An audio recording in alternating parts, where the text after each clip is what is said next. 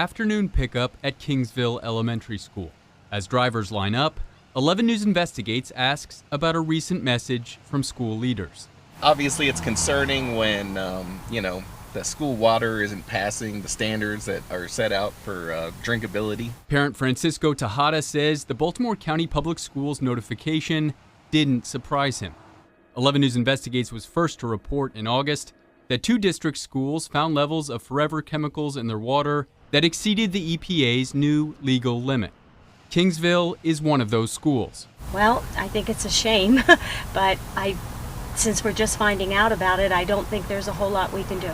A BCPS spokesperson told us in August that bottled water is being provided and that water fountains were made, quote, inaccessible. They're asking students and staff not to drink the water.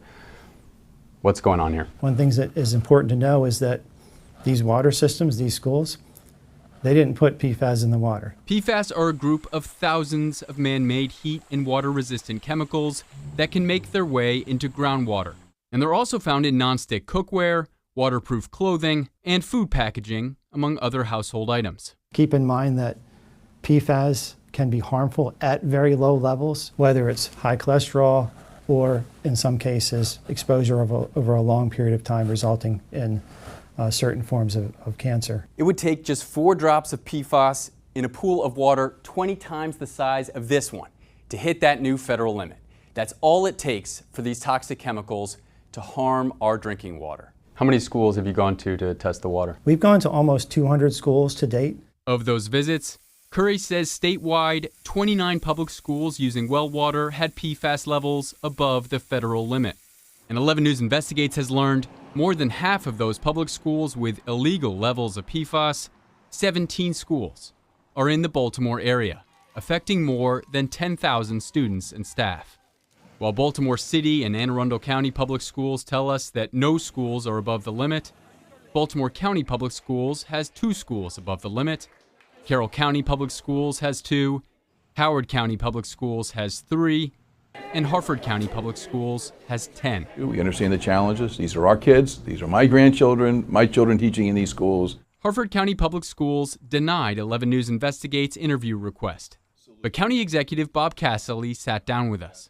Less than 2 weeks after 10 district schools notified parents about PFAS levels as much as 25 times higher than the federal limit, Cassily announced a countywide PFAS task force. The status quo obviously isn't tolerable. If it doesn't meet the federal standards, we've got to meet those goals. What's your message about the long-term issues of addressing this? It's a terrible time to look for funding, right? Everybody knows the federal budget's terrible, the state, the county. Public health is a big priority, and we're gonna come up with funding and make this work. Cassily says for years, the county has been dealing with forever chemicals in the drinking water, dating back to contamination issues at the Perryman well field in 2000. But Cassily says the county DPW has installed carbon filter systems to remove PFAS from the water. I mean, it's taken us years to get to the level we are. The challenge with these specific schools seeing high levels is that their water comes from private wells, which the county DPW doesn't control. Technically, I don't control those wells, but technically those kids are part of our county, those teachers are part of our county, and so technically it doesn't really matter.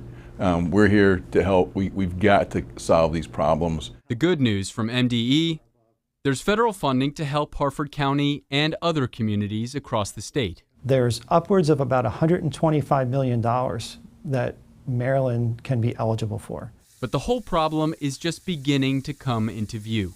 And that's part of the issue. The federal law gives water utilities 3 years to ramp up their testing for PFAS, meaning the whole problem is not clear right now. But Curry says one thing is. Levels that are 5-10 times above the federal standard, it's important to take action.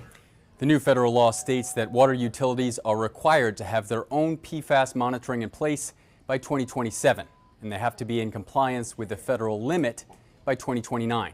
Coming up tomorrow at 5, I've talked to the leader of a new PFAS task force about the difficult choices that lie ahead.